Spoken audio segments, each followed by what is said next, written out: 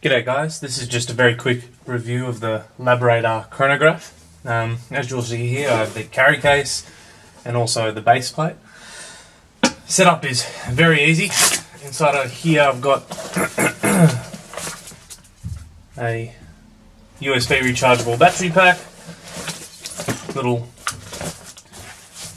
USB wire. Inside the package is the unit itself. And I've already got the attachment here for the base plate, and that's simply a matter of going onto there,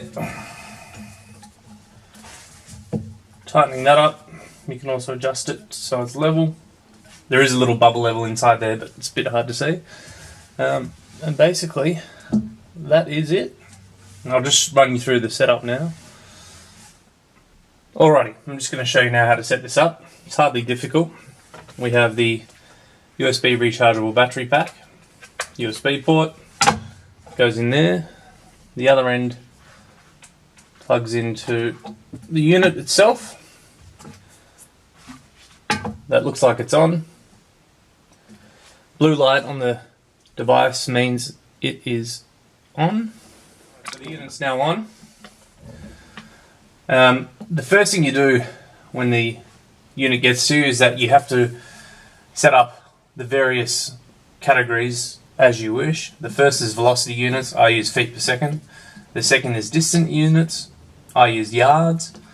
The third is weight units, and that is for the bullet weight. I don't actually know what that's for yet. Your velocity range are you choose from rifle, handgun or archery, and I assume that fiddles with its sensitivity. I've been shooting rifles.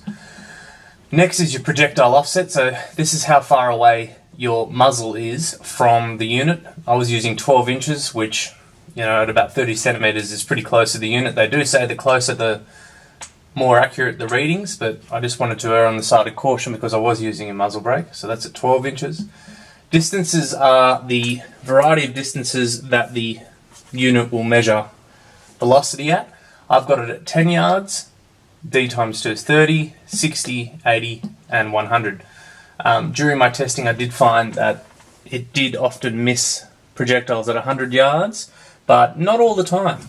I would say more often than not it did pick it up, but there was occasions where it missed at 100 yards, but it almost always, I think it in fact did always get it out to 80 yards.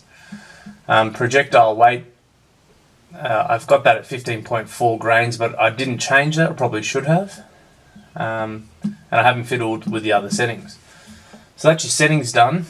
The next thing that I normally do when I start shooting is create a new series. So what that will do is have a blank canvas to start a new group, and it will measure every shot in that group, and I normally do a new series for every 5 shots.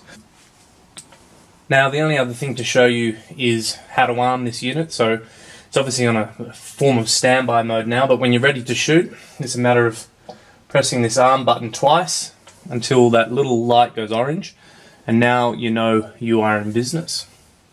Similarly, to turn it off and to revisit the series that you just shot, hold on to that arm button till it turns back to blue. Alrighty, let's go shooting. G'day all, this is my setup with a 300. We're just doing some group testing at 200 yards. And I have the LabRadar Chronograph ready to roll.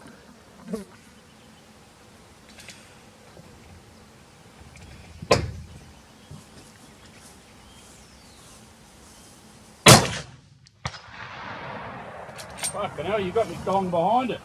Did I? Yeah.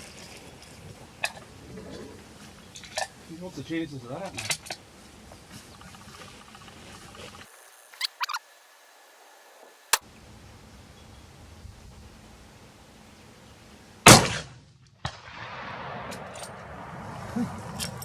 What velocity?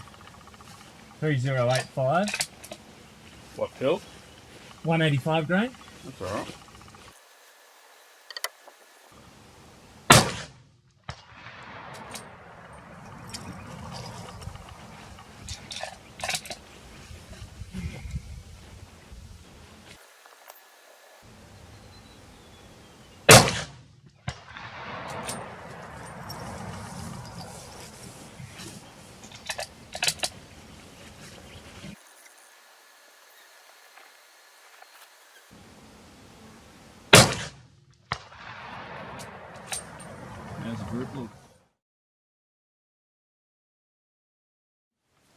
Alrighty, so we've just shot 3 different groups and used different seating depths.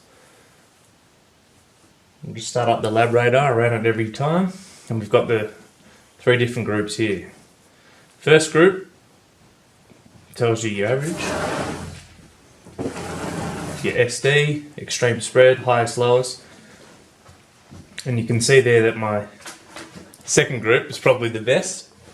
So far as velocity is concerned, standard deviation is 6.1.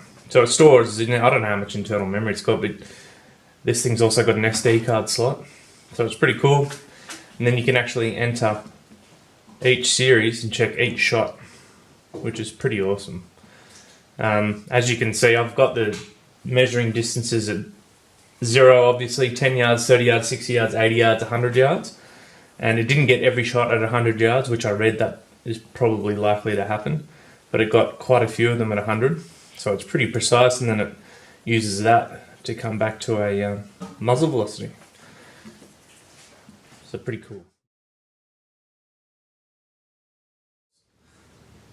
Alright guys, just wanted to provide some final thoughts on this unit. Overall, I'm very impressed. The difference between your traditional chronograph that takes quite a while to set up, and this is quite remarkable. You literally turn it on, arm it, place it next to your rifle and start shooting. If you're going to buy one of these, I highly recommend using a rechargeable USB battery pack.